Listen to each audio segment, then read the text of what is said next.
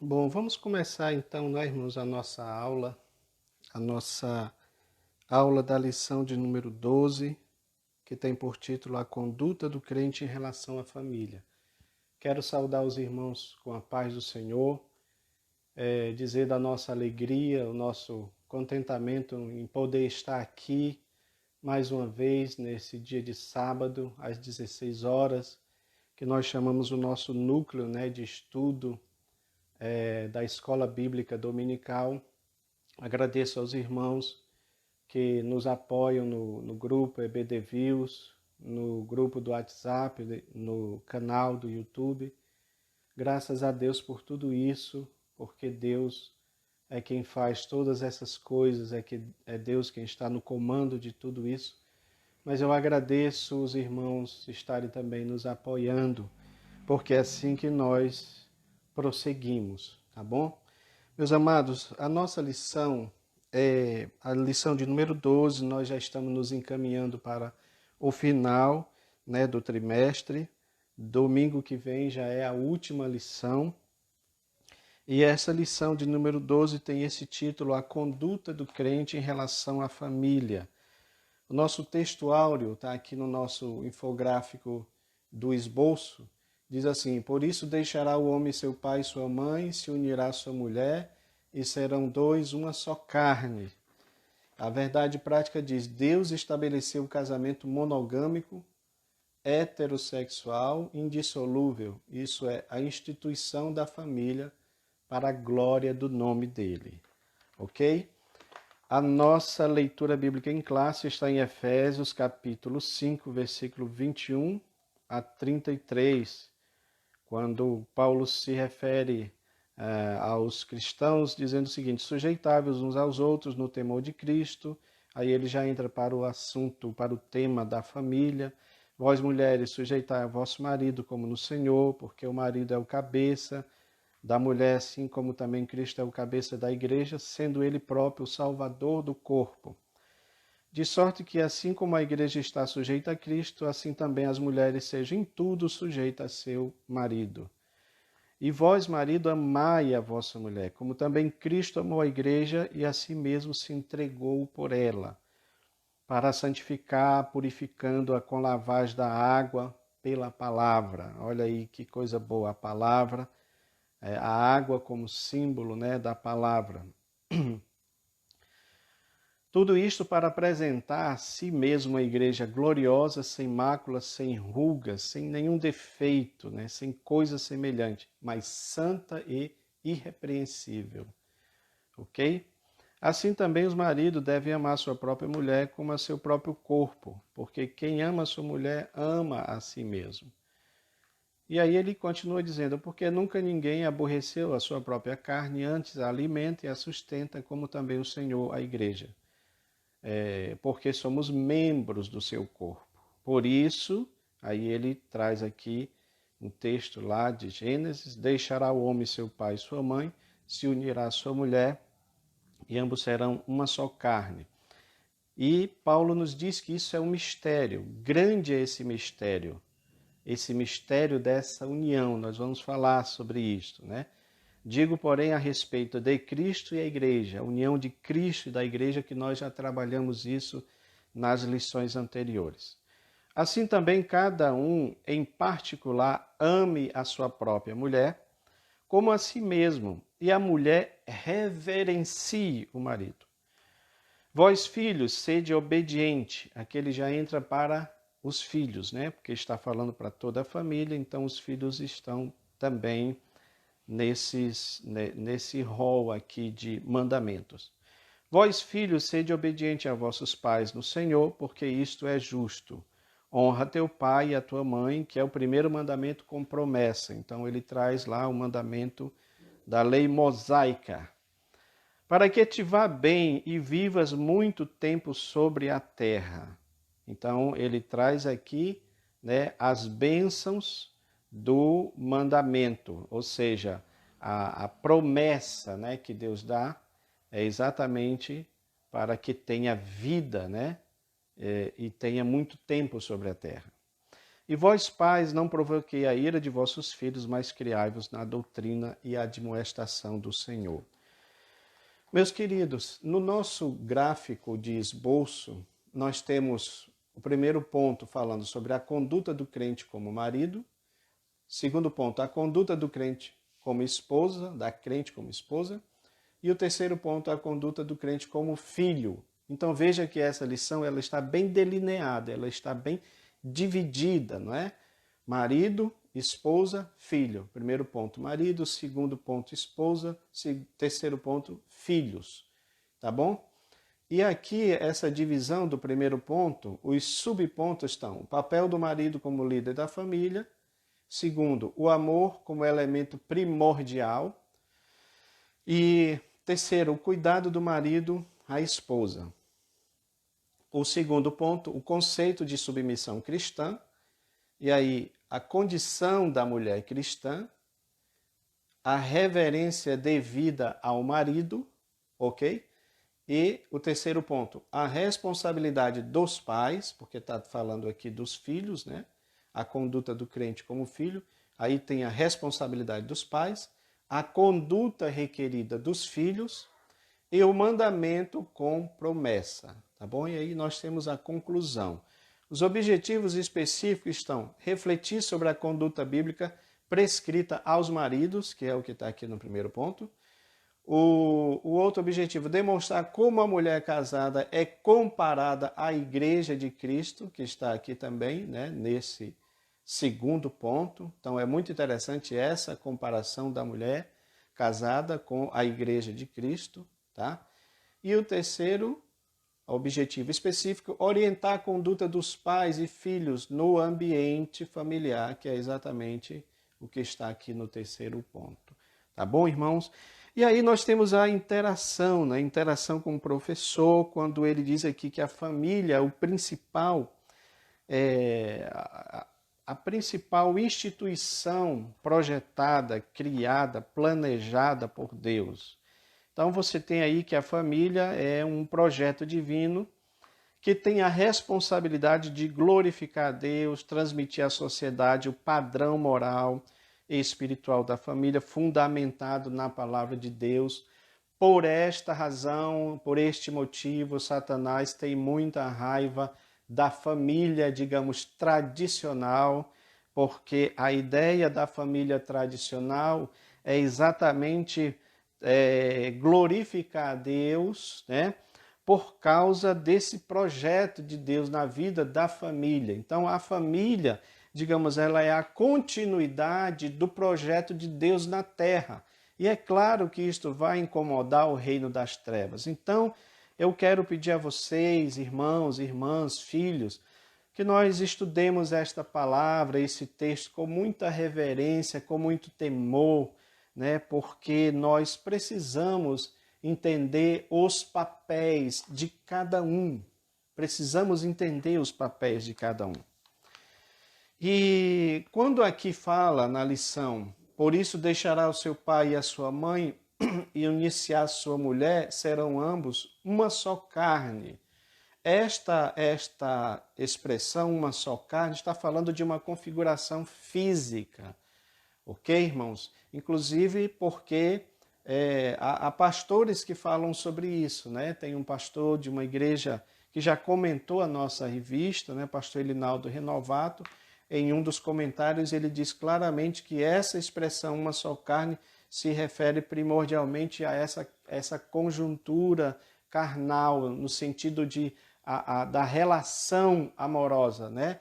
Tanto é que nós colocamos aqui como uma ilustração exatamente um coração, e aqui você tem a fechadura, tá bom? Representando, né? Vocês sabem o órgão da mulher, e aqui a chave representando o órgão do homem. Você vê que há aqui um encaixe perfeito, que é exatamente essa ideia do casar, né? Do casamento. É claro que nós não vamos ficar apenas nessa conjuntura carnal, porque isto também representa algo espiritual, né? Você vê que o sexo é algo divino, foi Deus quem criou. Agora, Satanás foi quem manchou, foi quem maculou, foi quem trouxe todo tipo de distorção para a questão sexual. Inclusive porque você tem na Bíblia mostrando que havia aquele culto, né, das pessoas aos seus deuses, né? A prostituição cultural tinha muito em Israel. E é claro que lá em Éfeso também tinha isso, porque eles adoravam aqueles deuses que não tinha nenhum tipo de padrão moral, de padrão espiritual santo.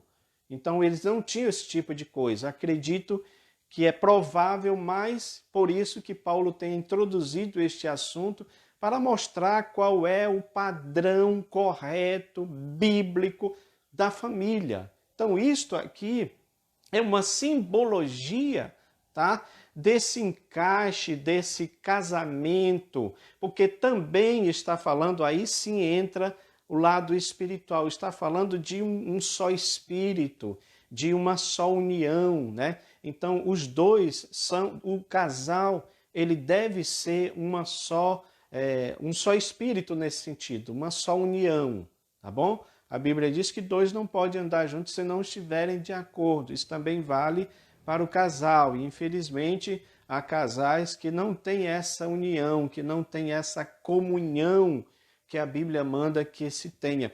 E tudo começa, irmãos, por isso que tem a ideia aqui do coração, tudo começa com a questão do amor. Nós vamos estudar, vamos falar sobre isso daqui, ok? Então vamos lá. O primeiro ponto fala sobre a conduta do crente como marido. Aí já entra falando diretamente para os esposos, né? Para o marido como líder da família. E aí vai dizer aqui que o marido, ele é cabeça, né? A cabeça de Cristo, e Cristo, por sua vez, já é a cabeça do homem, e o homem é a cabeça da mulher, que é o que nós colocamos aqui, a ordem bíblica da família. Só que eu coloquei um item a mais, mas está dentro da palavra, tá bom? Então nós temos aqui, olha, essa parte de cima aqui, como Deus o Pai e Jesus o Filho, ou seja, o Criador. Então eles é que são os criadores da família, digamos assim, tá? Então Deus é soberano, ele está acima de tudo, de tudo. Aqui nós temos essa ideia do guarda-chuva para mostrar sobre esta questão da proteção, tá? Da proteção, do abrigo. Então Deus é que é um protetor da família, é o abrigo da família, porque foi Ele que fez a família, é Deus quem tem o maior interesse na família. Tá bom? Então nós não podemos ter distorções, irmãos. Por isso que esta lição é importantíssima para os dias de hoje. Veja bem, Deus, o Pai, é o protetor da família, tá bom? Por isso que a Bíblia diz: ame o Senhor, seu Deus, de todo o seu coração, de toda a sua alma, de todo o seu entendimento, de toda a sua força. Ele é o soberano, tá? Mas nós temos aqui Cristo também. Porque Cristo ele entra como esposo, ou seja, a lição vai nos mostrar que assim como Cristo se sacrificou pela igreja, também o marido tem que ter esse amor altruísta, sacrificial, de se doar pela esposa, assim como Cristo fez, tá bom? Pela igreja. Então diz aqui, olha, mas quero que saibais que Cristo é a cabeça de todo homem e Deus a cabeça de Cristo, tá bom? Então está falando aqui da submissão de Cristo a Deus. Se essa palavra submissão causa um certo desconforto em muitas pessoas, principalmente naquelas pessoas que não entendem a palavra de Deus, que são contra o padrão bíblico da família. Então, é claro que eles vão ser contra isso daqui. Mas eu estou trazendo os primórdios da família para nós entendermos esse princípio de submissão. Então, veja bem, se Cristo está submisso ao Pai, nós temos vários textos que mostram isso, né? O próprio texto de Filipenses, capítulo 2, se eu não me falho a memória, fala claramente sobre isso, que ele não teve por usurpação o ser igual a Deus, mas a si mesmo se esvaziou. Nós já estudamos isso em lições passadas, né? Tudo que Jesus fazia era para glorificar o Pai. Então, quando alguém vinha e dizia, olha, bom mestre, e aí ele dizia, por que tu me chamas de bom? Há um só bom, que é Deus, o Pai. E Cristo não estava dizendo que ele não era bom. Ele só estava dizendo, ou ele estava transferindo a glória que colocavam nele para o Pai. Porque a ideia era que ele glorificasse o Pai. Por isso que temos essa ideia aqui clara de Cristo como aquele que se submete ao Pai, que está submisso ao Pai, tá bom? Então, esse princípio aqui, irmãos, é importantíssimo nós entendermos isso. Não é nenhum demérito alguém ser submisso. Aliás, nós estamos vivendo sobre uma sociedade que exige esse tipo de submissão. Você, eu, todos nós devemos ser submissos às autoridades. Não é problema nenhum. Eu não entendo porque às vezes se cria tanto problema, tanta questão em relação a isso. Se Cristo nos dá o exemplo, ok? Então veja bem, aí nós temos o que está aqui na palavra, o marido, o esposo, né?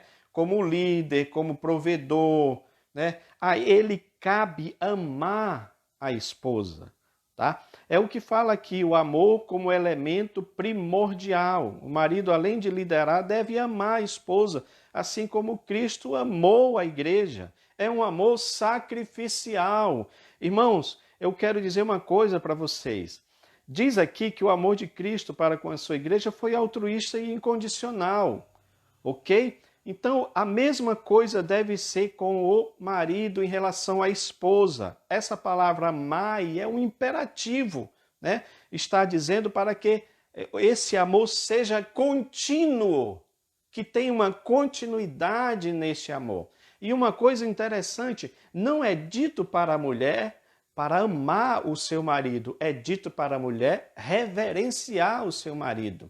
E acredito eu, tá bom? Eu falo assim como Paulo, digo eu, não o Senhor, porque Deus sabe que naturalmente a mulher ela já ama o seu esposo, ok? Então é normal que a mulher já ame o seu esposo, demonstre amor pelo seu esposo.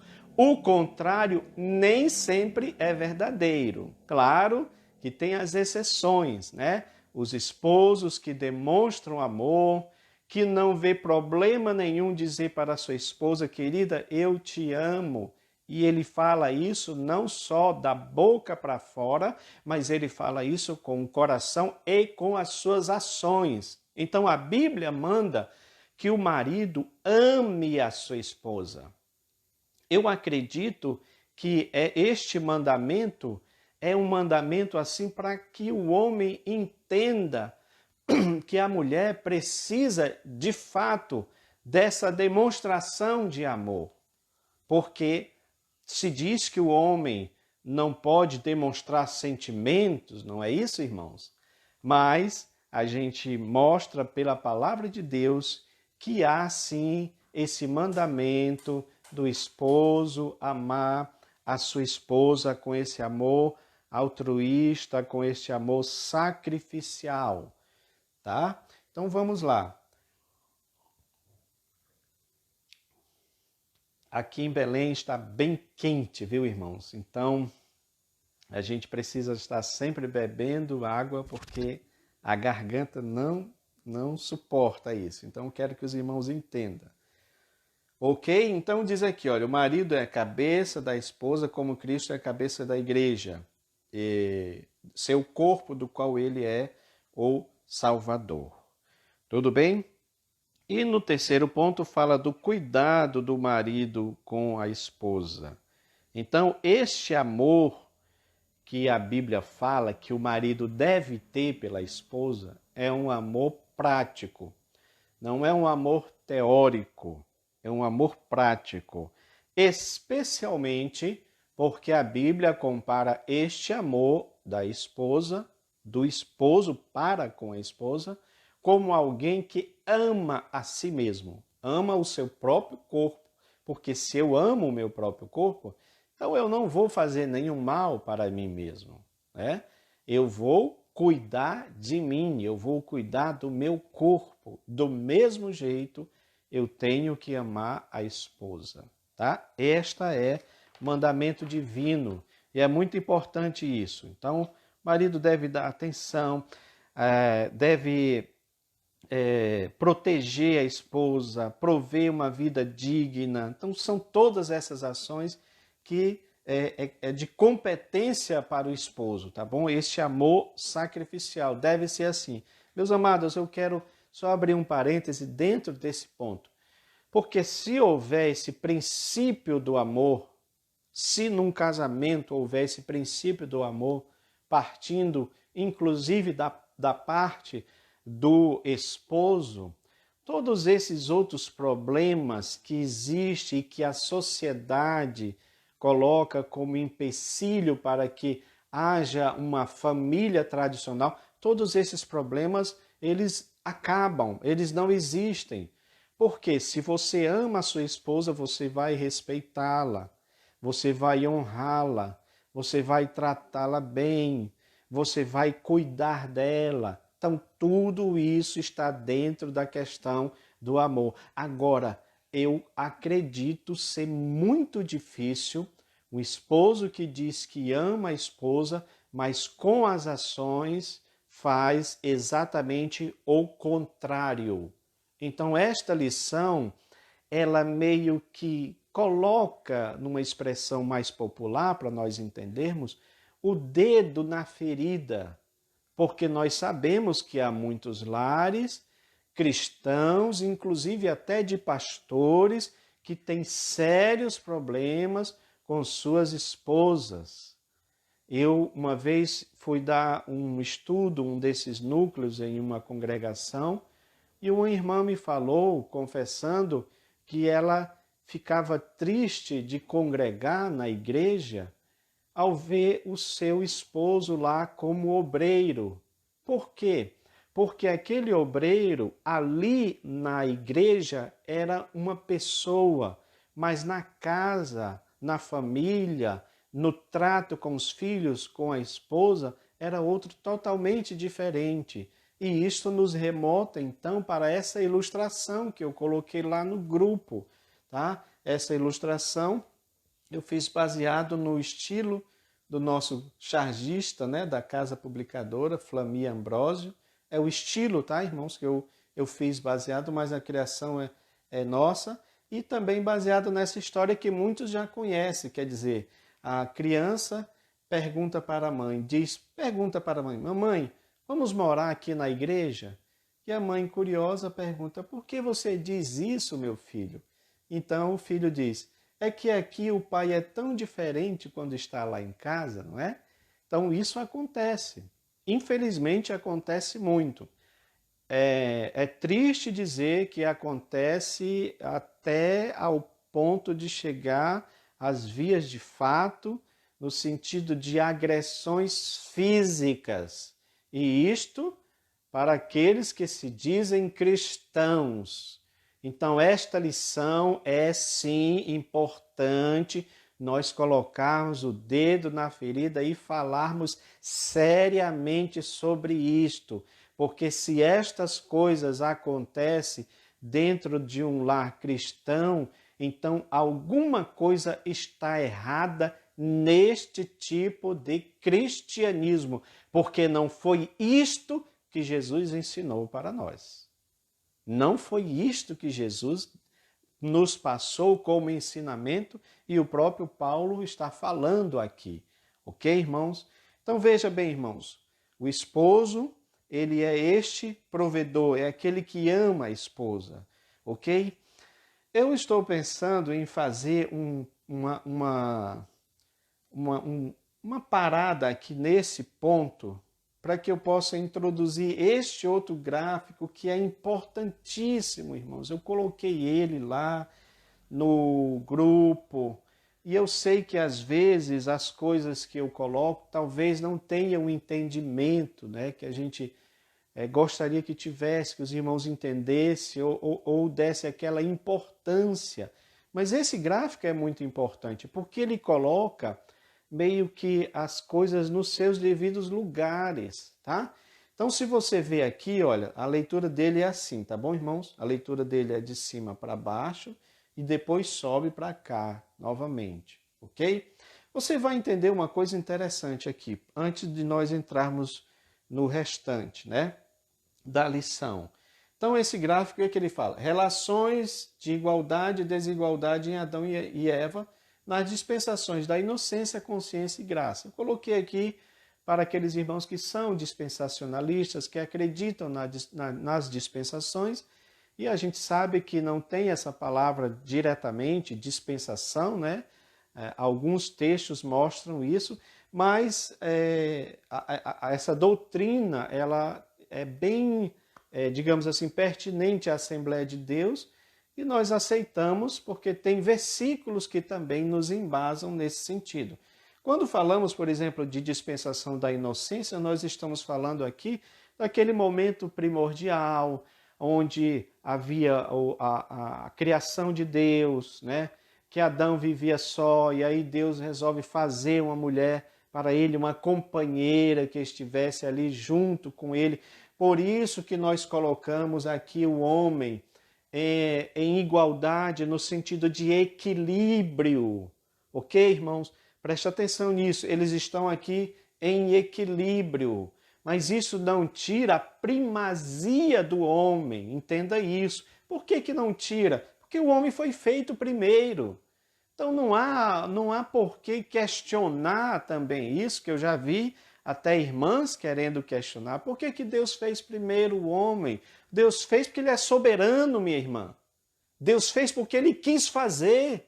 O que é que eu, vaso, o que é que eu, o barro, vou dizer para o oleiro que cria, que faz todas as coisas dentro da sua soberania?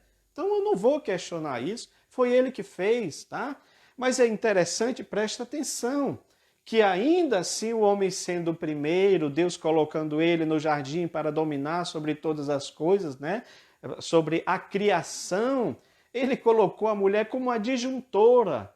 A palavra é aquela que está do lado, significa aquela pessoa que está junto, que está ali caminhando, andando com ele, junto. Por isso que colocamos aqui esse equilíbrio relacional. Preste atenção, nós estamos falando tudo dentro da palavra de Deus. Não há aqui, neste momento, nenhum mandamento para que o homem domine sobre a mulher. Não existe isso. Neste ponto aqui, não. Não existe. Por que que não existe? Porque não havia necessidade, uma vez que o homem estava na dispensação da inocência e não tinha pecado. Então, havia um equilíbrio, uma harmonia entre o primeiro casal. Tudo bem, irmãos? Então, havia essa igualdade relacional. Porém, quando entra o pecado, então isso tudo muda. E aí eu quero que vocês atentem para a questão da questão da tentação. Esse gráfico aqui, irmãos, você pode conferir se você tiver, ok? A teologia sistemática de Wayne Grudem. Você vai ver lá, ele fala sobre isso. Então, o que eu faço aqui é dentro de pesquisas desses teólogos, ok? Para que a gente possa ter um melhor embasamento, ter uma melhor compreensão para o que o texto bíblico diz para nós. Então, o que acontece? O que acontece aqui na tentação? Há esse desequilíbrio relacional. Por quê? Porque na tentação, colocamos aqui que a proposta do diabo trouxe esse desequilíbrio. O Wayne Grudem, ele fala sobre isso, né? Que quando a serpente diz sereis como Deus, mas ele está falando para a mulher. Tá? Então ele está meio que dando a ela tentando dizer para ela que o conhecimento que a árvore do bem e do mal ia trazer para ela seria muito bom, no sentido de colocá-la como Deus. Ok? Interessante que nesse ponto Adão não estava ali, por isso que a dedução dos teólogos é que Eva também teria se interessado por essa proposta, porque de certa forma colocaria ela quase como superior a Adão, que é mais ou menos isso que está acontecendo hoje no atual movimento feminista, irmãos. Precisamos estar atentos. Todas essas coisas, essas ideologias que são contra a palavra de Deus, que fazem colocar uns contra os outros, ok? Tudo isso não é bíblico, pelo contrário, é diabólico. Então, você vê que houve nessa tentação, houve esse desequilíbrio. E aí você diz, qual é a prova que nós temos sobre isso? É exatamente quando Deus está dando o julgamento para cada um. Isso vai ficar muito claro que essa ideia aqui de querer se engrandecer, de aceitar a proposta da serpente, que ali representava o diabo. Aliás, essa própria ideia da serpente, que ele tentou passar que ele passou, aliás, para o primeiro casal, foi algo que aconteceu com ele. Ele diz, serei como Deus, colocarei meu ninho entre as estrelas, serei semelhante ao Altíssimo. Por isso que Deus o precipitou, por isso que Deus o baniu, e aí se tornou Satanás. Então essa mesma ideia ele coloca para o ser humano, ele coloca para o primeiro casal, começando a partir de Eva, para trazer esse desequilíbrio que havia entre eles no início. Agora presta atenção aqui. Qual foi a sentença divina pelo pecado? Eles pecaram e Deus colocou uma sentença pelo pecado. Toda em relação ao homem, em relação à mulher. Então, em relação ao homem e à mulher, eu estou falando diretamente na questão relacional. Porque se houve esse desequilíbrio, qual foi a sentença divina em relação a isso? Ele diz que agora o homem iria dominar sobre a mulher. A tua vontade será para o teu marido e ele te dominará. Veja, eu entendo dessa forma, pela palavra de Deus, que isso não era uma coisa que estava nos planos de Deus para que o homem dominasse. Porque o que se vê depois disso é uma dominação de fato massacrante, relegando a mulher um status de um ser inferior. Tá bom, irmãos? Então isso trouxe realmente um problema muito grande. É daí que eu acredito que veio essa ideia do próprio machismo. Ok, irmãos? Então o machismo não é uma coisa de Deus, não é, digamos assim, algo que foi que Deus projetou, porque ele já tinha projetado um casal perfeito. Não tinha essa ideia de dominação, de um dominar sobre o outro, não tinha isso. Mas aconteceu depois da sentença pelo pecado. Então aí é que veio a ideia do machismo, aí é que veio a ideia do feminismo, Então aquele embate entre o patriarcalismo, e o matriarcalismo, ok? Tudo isso veio a partir desse momento aqui. Então, nessa dispensação da consciência, então a queda, houve esse domínio exagerado do homem em relação à mulher. Por isso que é dito, o teu desejo será para com o teu marido e ele vai te dominar. Então, Deus está dando ali algo que vai acontecer. Não é uma prescrição, não é um mandamento. Deus não queria que isto acontecesse. Esse ponto é que nós temos que entender isto. Porque por causa dessa palavra, alguém tomou isso aí como se fosse um mandamento para que o homem dominasse sobre a mulher, para que o homem sobrepujasse a mulher, para que o homem tratasse a mulher como ser inferior. Eu estava lendo sobre uma oração judaica que eles falam sobre isso, Diz que é uma das orações matinais. Agradeço, Senhor, por não ter nascido mulher. E eu estava pesquisando num site judeu sobre isso. É claro que eles vão dar uma explicação, principalmente com essa questão do feminismo hoje aflorando aí, então ninguém quer que se tenha uma interpretação diferente. Eles dão uma explicação para aquilo que, para esta oração que eles faziam, né? De agradecer a Deus por não ter nascido mulher. Eles dão uma explicação para isso.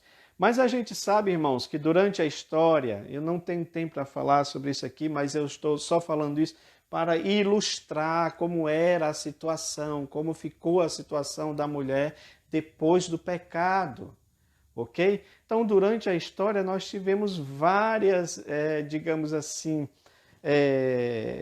vários tipos de investidas contra a mulher, ao ponto de até alguns desses grandes teólogos do passado, filósofos, né, e a própria igreja achar que a mulher não tinha alma, que a mulher não tinha espírito, que era um ser desalmado. Veja vocês que coisa terrível é que se fazia contra as mulheres. Ok, irmãos? Então é claro que tudo isso daí foi culminando, mas quando chegou em Jesus, olha como a coisa mudou, irmãs, né? As irmãs que estão aí assistindo, como a coisa mudou, porque Cristo trouxe a mulher para o plano original de Deus. Olha aqui.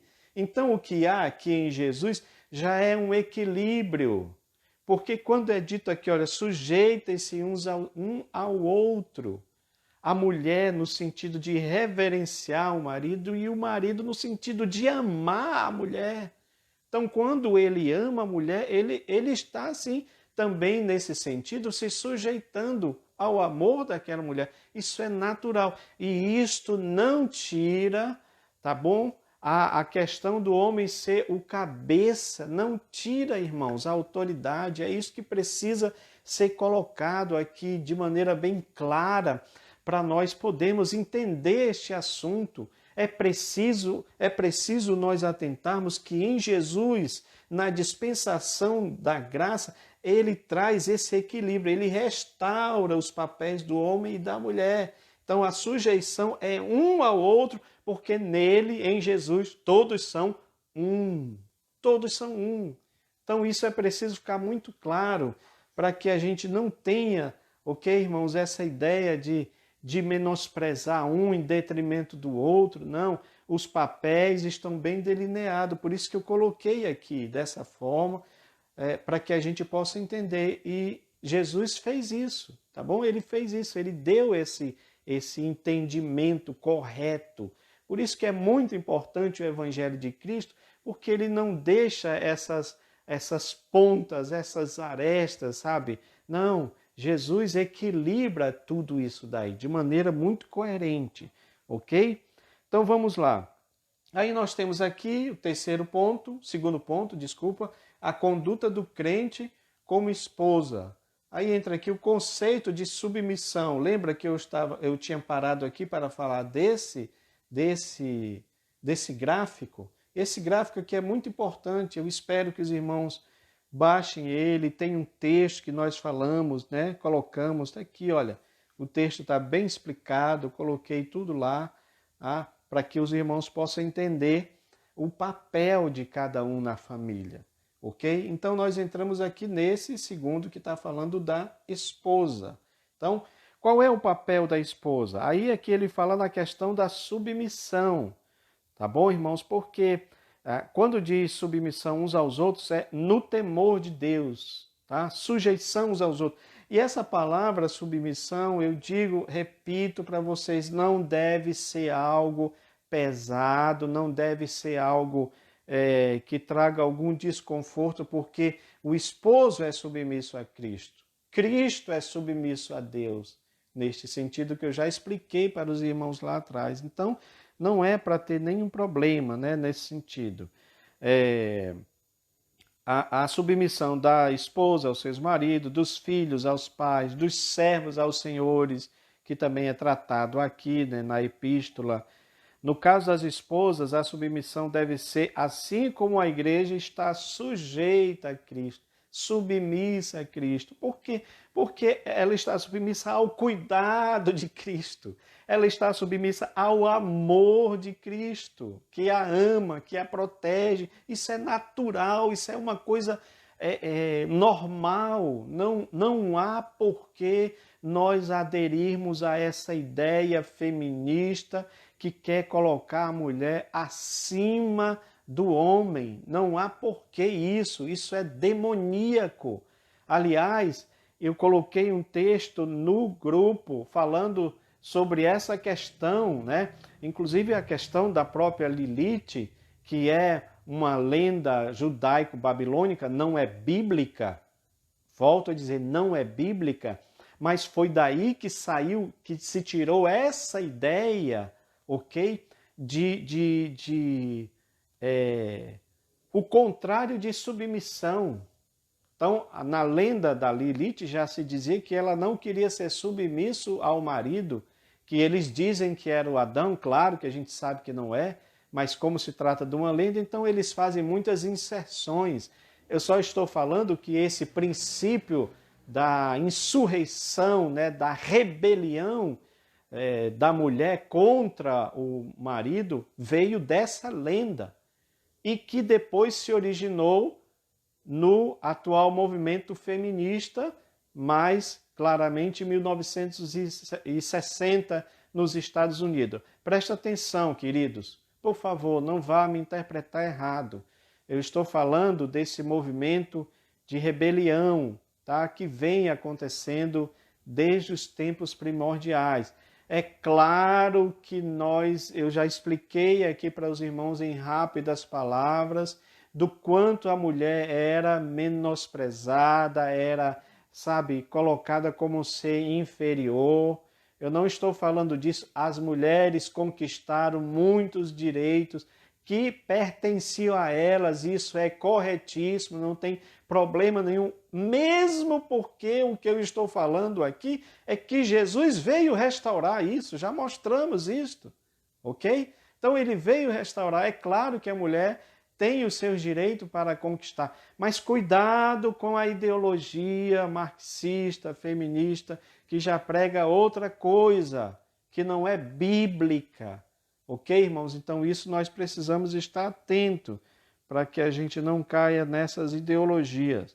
Então, as esposas devem ser essa submissão como a igreja está sujeita a Cristo. Então, ele diz aqui que não se trata de uma sujeição irracional no domínio de alguém, mas voluntária, de grata aceitação no amor e cuidado do marido. Tudo bem? É claro que eu sei que há essa possibilidade, nós já falamos um pouco sobre isso, desta submissão ser mal compreendida ou mal aproveitada pelo esposo, que se vale disso exatamente para maltratar e para relegar a mulher, inclusive a mulher cristã, como se fosse um ser inferior. Eu digo em Cristo que isto é demoníaco. Tudo bem? Não vamos confundir isso com a autoridade que o homem deve ter. É diferente. Porque também, quando o homem perde essa autoridade e a mulher sobrepuja, todos entendem que isso também não é certo. Você acha correto, minha irmã, alguém fazer o comentário, olha, aquela irmã, ela manda no marido, aquela irmã, ela toma todas as decisões, é ela quem está à frente de tudo, é ela que... Isso também não é correto. Biblicamente não é correto. Então, o que precisamos entender é que Deus, em Cristo, colocou os papéis para cada um. E isso não quer dizer... Aliás, eu quero até acrescentar que esses papéis têm as suas linhas demarcatórias, os seus limites.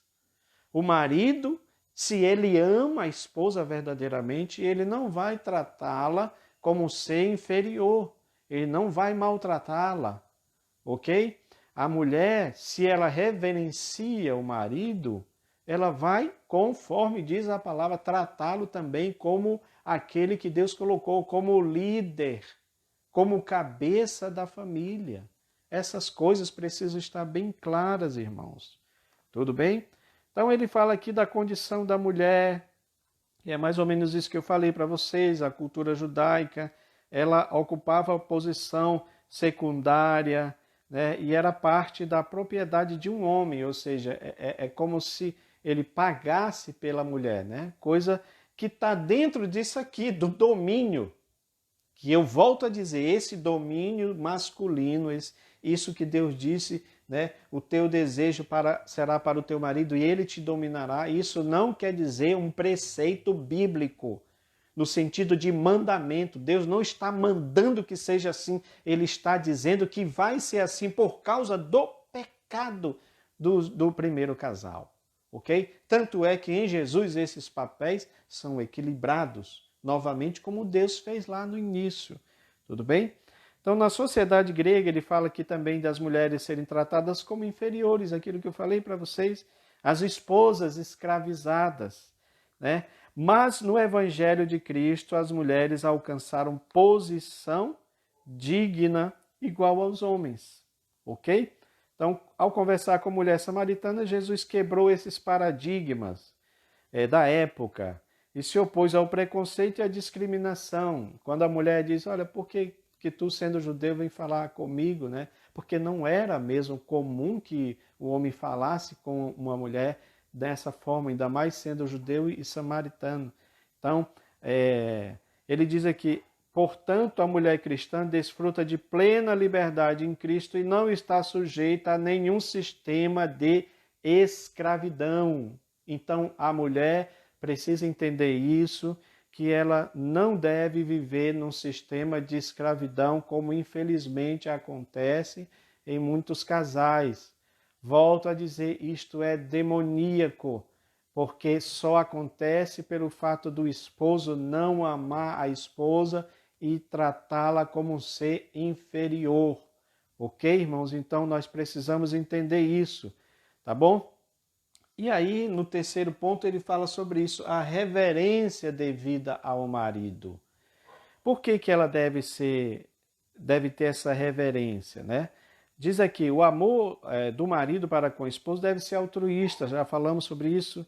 Esse amor se deve ao propósito divino de capacitar a esposa a ser recíproca ao marido, ok? Então, o homem que assim se porta, coopera para que a esposa o reverencie, porque ele também a respeita. É o caso da mulher virtuosa. Será que nós podemos dizer que o marido da esposa lá, da mulher virtuosa de Provérbios, ele a tratava mal? Pelo contrário, ele a tratava com dignidade. E isso se refletia também no respeito que ela tinha a ele. Olha, quando a Bíblia diz que é para se sujeitar um ao outro, ele está falando de reciprocidade, de amor mútuo, de respeito mútuo, de reverência mútua. É claro que para o homem ele diz ame, continue amando, e para a mulher diz reverencie, respeite. Mas eu creio que tanto o homem, ao amar, reverencia a mulher, assim como a mulher, ao reverenciar, ama também o seu esposo. Ok, irmãos? Então isso precisa ser bem esclarecido para não haver nenhum problema nesse ponto, né? Porque há muitas famílias com problemas nessa parte. E aí o diabo, ele se vale disso. Por isso, por este motivo que se está falando tanto de divórcio, né? No meio do povo de Deus. Até entre pastores está acontecendo isso, né? O pastor se separando da esposa, casando novamente, ou seja, algo completamente distante, porque Deus diz que o que ele uniu não separe. Então aqui está falando de uma união, de um casamento, de algo que deve ser encaixado. Então os dois devem andar em amor, amor mútuo, para que assim a família possa prosseguir corretamente segundo a palavra de Deus. Tudo bem, irmãos? Então, diz aqui, olha, esse texto de Efésios: vós mulheres, sujeitai-vos a vossos maridos como ao Senhor, ok? Por que ao Senhor? Porque o Senhor, ele é submisso ao Pai e o esposo é submisso também ao Senhor. Então, é esse ponto, esse princípio da submissão, da sujeição, tá? É que deve ser bem compreendida. Então, diz aqui, olha, de sorte que, assim como a igreja está sujeita a Cristo, assim também as mulheres sejam em tudo sujeitas aos seus maridos. Mas essa sujeição, essa submissão deve ser em amor.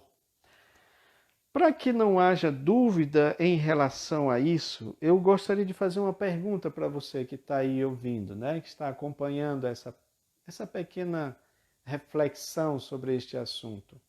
Você é submisso a Deus? Você se acha sujeito a Deus? Imagino eu que a sua resposta deve ser sim, não é? Você é submisso a Deus? Você se sente sujeito a Deus. A outra pergunta dentro ou como consequência ou sequência desta é o seguinte: você é sujeito a Deus, submisso a Deus, por imposição ou por amor? Qual é a sua resposta nesse sentido? Você entende que Deus te impõe que você seja sujeito a Ele? Ou você entende que por Deus te amar, enviar o seu filho, morrer por você, te salvar, te abençoar, se importar com você, demonstrar o amor dele a você, você entende que tudo isto é mais do que razão para que eu possa amar e ser submisso a Deus, não por imposição, mas por amor. Então, amados, se isto é verdade, esse mesmo princípio também deve ser em relação ao esposo. Você é submissa ao esposo? Não é de maneira coercitiva, não é de maneira obrigatória, mas é por amor. Claro que eu sei que vai ter essas implicações todas que eu falei, não é? De um esposo que é autoritário, que é aquele esposo grosseiro, que é aquele esposo que maltrata, ok? Mas eu não estou falando desse tipo, não.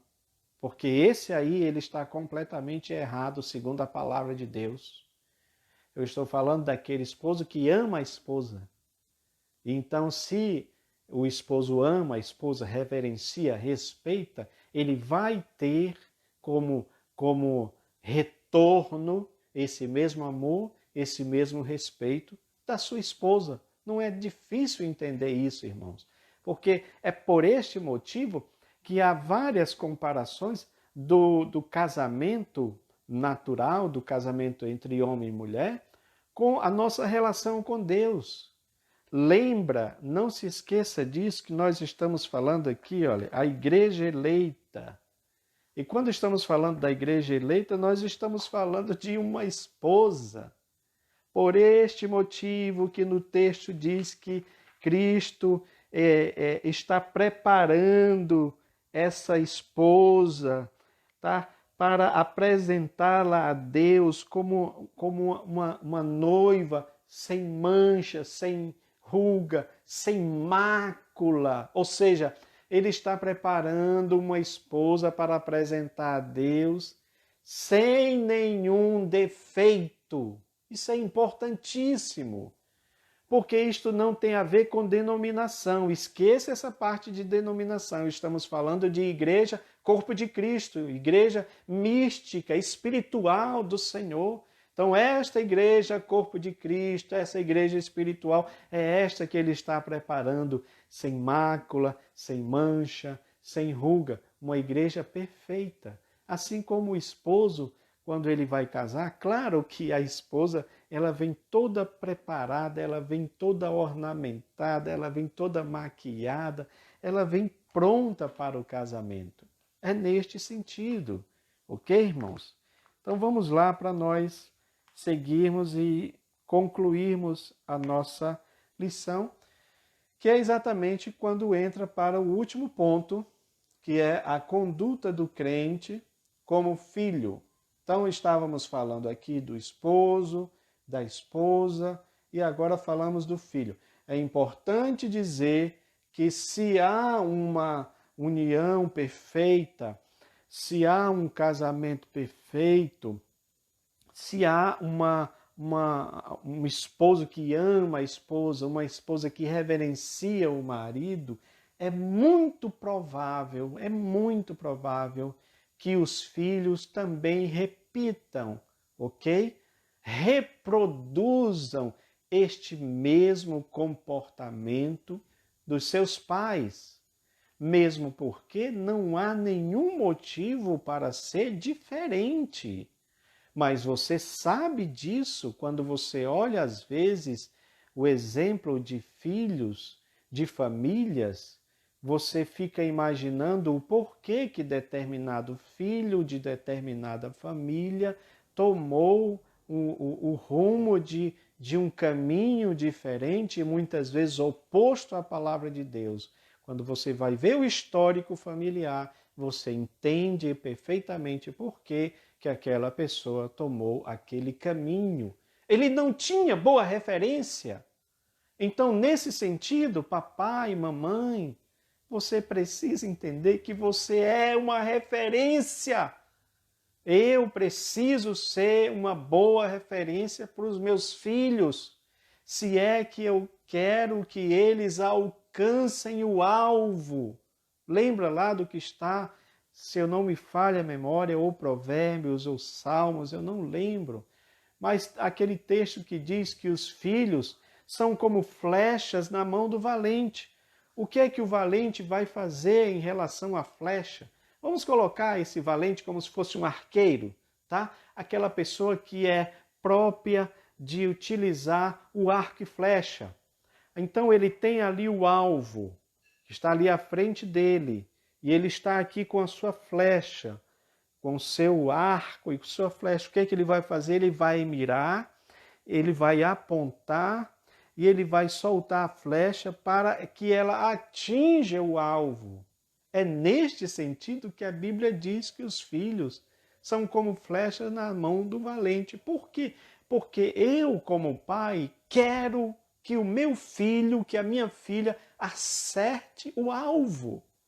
Ou seja, o alvo da vida, o alvo de Cristo, o alvo do céu, o alvo da eternidade, o alvo de viver uma vida digna nesta terra, sendo referência para todos os homens. É neste sentido.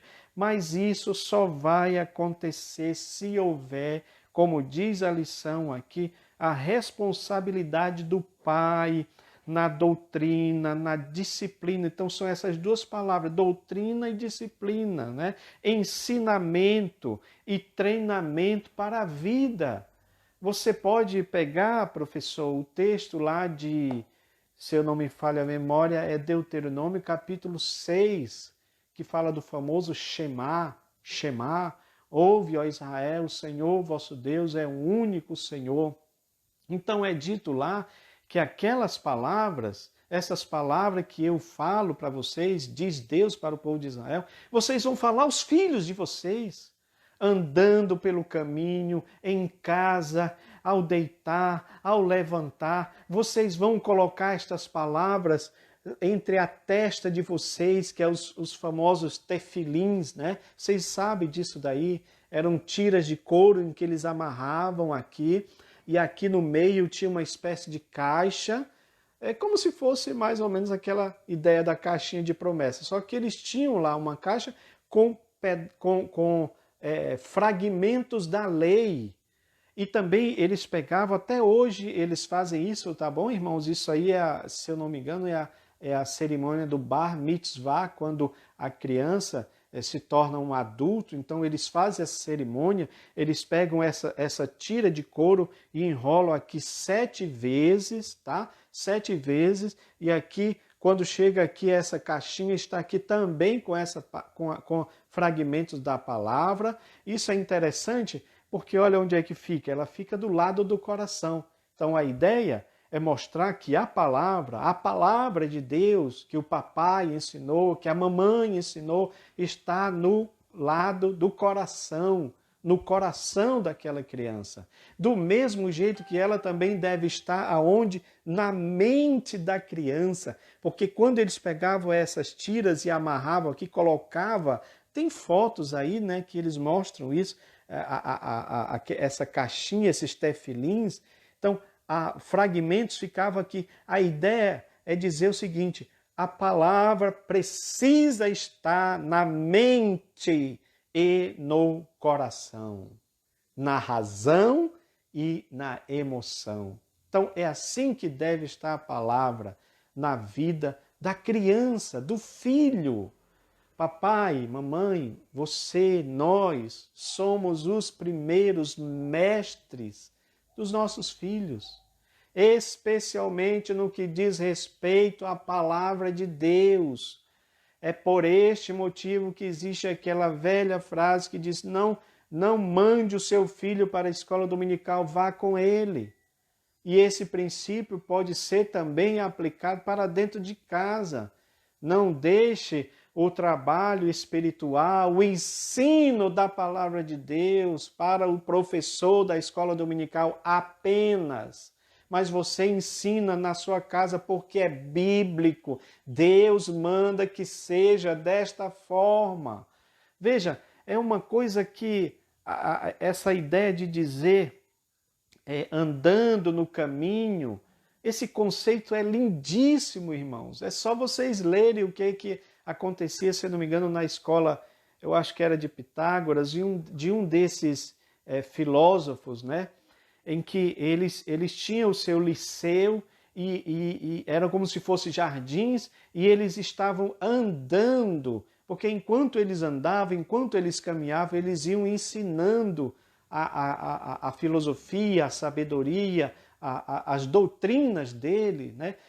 Então a mesma coisa, esse mesmo princípio acontecia lá no Antigo Testamento, ou seja, você vai andando com o seu filho, você vai ensinando, e isso é uma analogia perfeita da vida, porque a nossa vida é uma caminhada, a nossa vida é uma jornada, a nossa vida, sabe, é uma trajetória que você está seguindo e você vai com o seu filho ensinando ele. Porque papai, mamãe, insisto nisso, se você não ensinar, o mundo está aí para ensinar um monte de coisas erradas para os seus filhos. Nós estamos, com licença, nós estamos vendo hoje um debate muito grande sobre o jovem cristão. O que acontece com o jovem cristão quando ele vai para a faculdade? Porque ele vai ter lá todo tipo de doutrina. Doutrina comunista, marxista, sexista, feminista. Todas essas doutrinas, ateístas inclusive, que são contra a palavra de Deus. Agora, veja papai, veja mamãe, como é importante o ensinamento bíblico. Se ele estiver na mente, se ele estiver no coração, aquela criança que cresceu e agora vai entrar na faculdade, ele pode ser bombardeado por todo tipo de ideologia, mas ele não vai ceder. Por quê? Porque a palavra está guardada e ele pode dizer como o salmista: escondi a tua palavra no meu coração para não pecar contra ti. Isto é, meu querido, o que eu e você, como pai, devemos fazer. É a nossa responsabilidade. Sabe por quê? Porque depois há uma conduta, como diz a lição, que vai ser requerida dos filhos. A responsabilidade agora vai ser deles. Eu citei aqui para você o filho que vai para a faculdade e se desvia. Por quê? Porque não teve uma boa base. Daí também a importância do ensino bíblico em casa para os filhos e também na igreja, porque às vezes eu vejo professores, né, de certa forma se queixando que não há apoio para a parte das crianças, do ensino bíblico das crianças. Então isso é um problema sério que cabe aos nossos pastores, que cabe à nossa liderança resolver esse problema, dar suporte, dar apoio para os professores, que eles possam também ajudar nesse processo. Ok, irmãos? Então é importante, porque há uma conduta que vai ser requerida, e a conduta é esta aqui, olha. Vós, filhos, sede obediente a vossos pais. Então, a explicação que ele diz para essa postura é categórica, porque isto é justo. Eu quero acreditar, meus amados, que essa expressão de Paulo em relação aos filhos é um desdobramento do próprio decálogo, da própria lei, do mandamento que diz: honra teu pai e tua mãe. Honrar é reverenciar, é respeitar. E hoje nós vivemos um tempo difícil em que os filhos não querem mais respeitar os seus pais. É um problema sério isso, ok? Então, eu preciso entender que eu devo respeitar os meus pais. É um princípio bíblico. Não é só um princípio, mas é um mandamento. Interessante que há aqui digamos assim, algo diferente dos outros mandamentos. Porque diz aqui que é o mandamento com promessa. Qual é a promessa que Deus faz? Para que te vá bem e vivas muito tempo sobre a terra. Entenda bem uma coisa. Os outros mandamentos não é que eles não tenham promessas. Acredito eu que as promessas estão intrínsecas ali. Claro que se você cumprir o mandamento, a palavra de Deus, você vai ser abençoado com todas as sortes de bênçãos espirituais. Isso é natural acontecer. Mas este mandamento, ele tem algo diferenciado, porque Deus discrimina, Deus mostra, Deus especifica aqui quais são as bênçãos para aqueles que se submeterem a este mandamento. Quais são as bênçãos? Para que te vá bem, para que tudo vá bem e para que você tenha tempo sobre a terra, ou seja, que você tenha tanto prosperidade quanto uma vida longa. Uma vida, sabe, próspera e longa. Este é o mandamento importante para os filhos, para que eles possam cumprir. É claro que Paulo ele dá aqui outros conselhos para que possa ser de ambas as partes. Enquanto ele diz para os filhos, olha, vocês devem ser obedientes a vossos pais, ele também fala para os pais, no sentido de que os pais não devem entristecer os seus filhos para que eles percam a motivação. Então isso também precisa ser claro, né, irmãos? Porque há sim pais que são bastante duros com seus filhos e muitas vezes, ao invés de estimulá-los a seguir a Deus, a servir a Deus, eles estão até mesmo afastando esses filhos da palavra de Deus e do Evangelho. Infelizmente, a gente ouve relatos de filhos que não querem mais saber de Deus, especialmente depois que eles saem do convívio dos pais. Então, eles não querem mais saber de Deus, porque eles tiveram uma péssima criação neste sentido. Entenda bem, por este motivo que nós estamos frisando essa questão aqui da submissão, da sujeição. Essa sujeição dos filhos aos pais também deve ser em amor. Eu não posso jamais obrigar o meu filho a ser sujeito a mim, a me honrar, digamos assim. Eu não posso obrigar isso. Eu não posso. O que eu posso fazer é a minha parte como pai para que ele entenda que, como filho, ele deve fazer a parte dele se ele quiser a bênção de Deus na vida dele, a prosperidade, uma vida próspera, uma vida longa, porque é a promessa que Deus faz para o filho. Mas eu entendo pela palavra de Deus, que eu também não devo provocar, como diz Paulo, a ira dos nossos filhos, do meu filho, para que ele venha até mesmo a ficar contra o Senhor. Há filhos aí que não querem nem saber mais de Deus, porque tiveram, presta atenção como isso é importante, papai, e aí serve para nós, não é? Porque tiveram um referencial de pai terrível. Veja bem, papai, como é importante o meu papel como pai. Como pai. Por quê? Porque o filho projeta no pai a ideia de Deus. Mas se eu sou um péssimo pai, qual é a referência que eu estou dizendo para o meu filho que Deus é? Então ele vai imaginar que Deus também é um péssimo pai.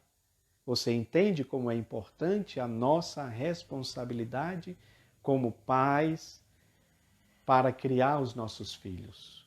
Ok, irmãos?